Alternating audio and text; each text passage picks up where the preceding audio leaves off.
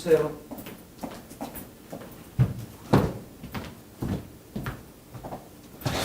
네, 민수기 30장 1절에서 16절 말씀인데요. 오늘 서원에 관한 것입니다. 서원.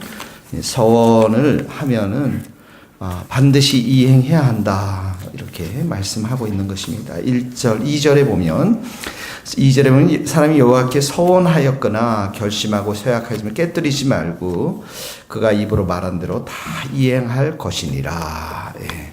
하나님께 서원한 것은 일단 하였으면은 그 약속을 반드시 지켜야 한다라는 그러한 말씀인 것이죠. 민수기 30장 2절에도 보면 사람이 여호와께 서원하였거나 마음을 제어하기로 서약하였거든 파약하지 말고 그 입에서 나온 대로 다 행할 것이니라 이렇게 말하고 있는 것입니다. 오늘 말씀은 특별히 이 서원을 이행할 때에 그 이행 여부의 최종적인 결정은 아버지, 남편 이 두 사람이 결정해야 된다 이 말입니다. 왜 그랬을까요? 왜냐하면 그 당시 이제 부계 중심의 고대 사회에서 가정의 경제에 영향을 미치는 서원, 그러니까 이 서원이라는 게 물질로 또 시간으로 특별히 물질로 이렇게 서원하는 경우들이 많이 있었을 텐데요. 그 가장인 아버지 또는 남편이 책임을 져야 하기 때문에 이런 규정이 불가피했다라는 것이죠. 그래서 3절에서 5절까지 말씀을 이제 보면은 3절에서 5절 이 말씀은 부모의 양육칼에 있는 여자, 결혼 전 여자에 대해서 말하면서 서원의 권위가 그것을 결정하는 권위가 아버지께 있음을 말하고 있습니다. 3절에 보니까 아버지 집에 있을 때 이 말은 결혼 전을 말해요. 4절에 보니까 그 아버지가 서원이나 결심한 서약을 듣고도 아무 말이 없으면 서원을 이행하라는 것이죠. 어린 아이가 무슨 어떻게 경제권이 있겠습니까? 아무래도 가정 속에 있기 때문에 아버지의 그 허락이 있어야만 된다라는 것이죠. 5절에 보니까 그러나 아버지가 그것을 듣는 날에 허락하지 아니하면 결심한 서약은 무효가 되는 것입니다. 그러니까 이 말씀을 보면은 우리가 하나님 앞에서 서약하는 것 굉장히 중요하지만은 그것 이상으로 또 중요한 것이 바로 한 가정의 가장 또 남편의 책임과 역할도 매우 중요한 것임을 가르치고 있는 것입니다. 자, 6절에서 8절 말씀까지는 결혼한 여인의 이 서약을 말하는 것이요. 결혼한 여인의 결혼 전 서약과 서원을 말하는 거예요. 결혼 전 서약과 서원에 대해서 갓 결혼한 여인을 말하는 것 같은데요. 6절에 보니까 남편을 맞을 때에 서원이나 결혼한 서약을 경솔하게 그 입술을 말했다면 갓 결혼한 여인을 말합니다. 그 남편이 그것을 듣고 그 듣는 날에 그에게 아무 말이 없으면 서원을 이행하지만 8절에 보면 남편이 허락하지 아니하면 서약은 무효가 될 것이다 이렇게 말하는 거야. 똑같이 남편에게 권위가 있음을 책임이 있음을 말하고 있는 것이죠. 근데 9절은 과부나 이혼한 여자의 서원은 그대로 지킬 것이다 라고 말하고 있습니다. 여성의 독립성을 보장해 주는 것이죠.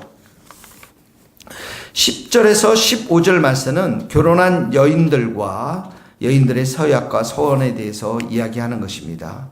이 서원의 이행 여부의 결정이 남편에게 있다라는 것이 10절에 보니까 남편 집에서 서원을 했으면 11절에 남편이 그것을 듣고도 아무 말이 없고 금하지 않으면 서원은 행할 것이고 그러나 12절에 보니까 남편이 무효하게 하면 무효하게 하라 이 말입니다.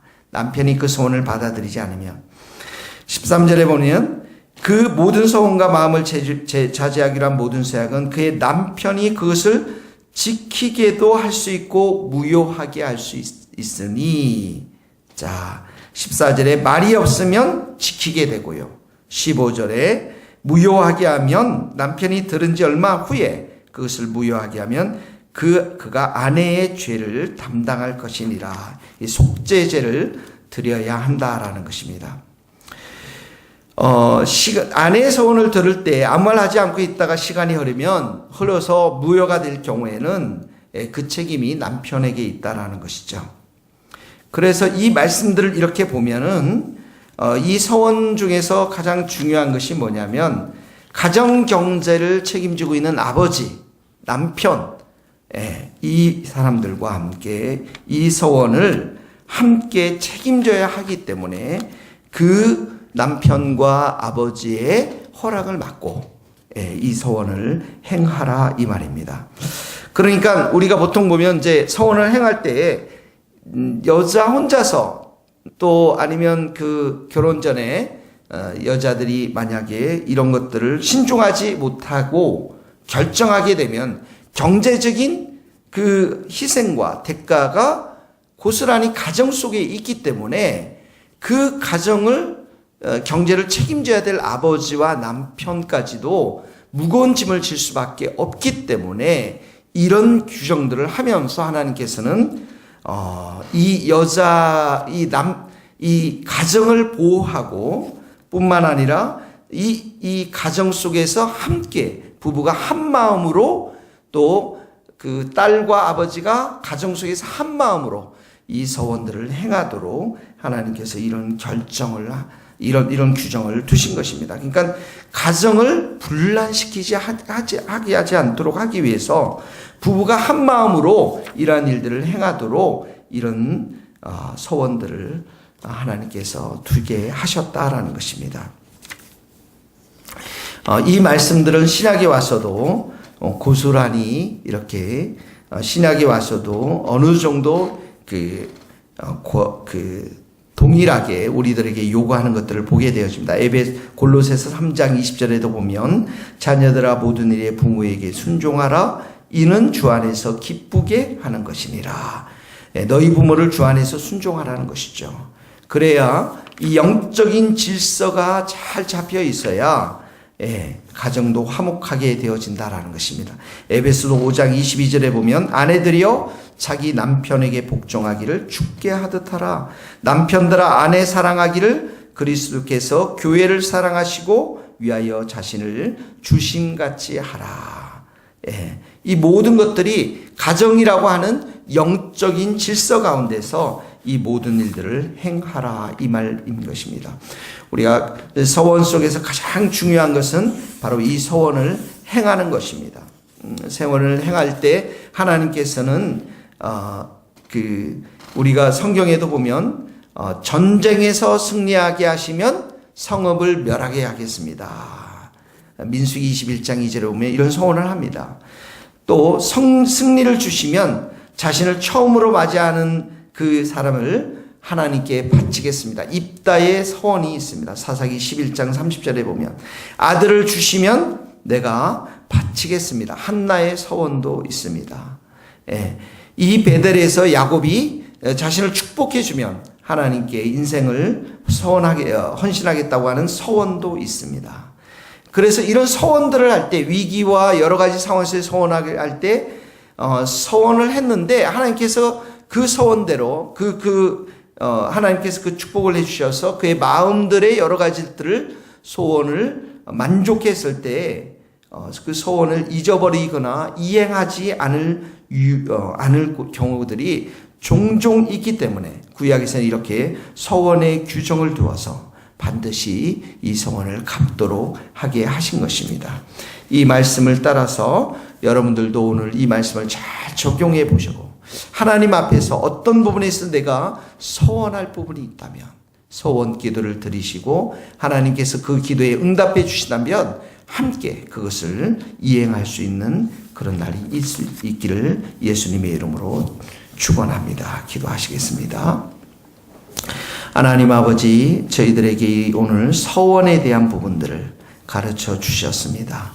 서원한 부분들에 대해서 하나님께서 반드시 갚기를 원하시는 하나님의 그 마음, 또 무엇보다도 이 서원들을 했을 때 가정의 영적인 질서 가운데서 이행하기를 원하시는 그 말씀을 함께 배웠습니다. 우리가 하나님 앞에서 서는 것 이상으로 또 부부가 한 마음을 가지고 또 자녀와 또 부모와의 영적인 질서 가운데 이 모든 일들을 행하기를 원하셔서 하나님께서 부부가 한 마음이 되도록 또 가정이 하나가 되도록 하게 하신 것을 저희들 깨닫게 되었습니다. 하나님 아버지, 우리의 삶 가운데 종종 있을 이 소원들, 또 하나님의 귀하신 축복들, 또 응답들 저희들이 듣고 또 경험할 때 하나님 앞에 우리의 마음에 이 소원들을 잘 갚을 수 있는 순종하는 마음도 주시고, 또 영적인 질서, 가정의 질서를 잘 세워나갈 수 있는, 순종할 수 있는 그러한 마음도 저희들에게 허락하여 주시옵소서.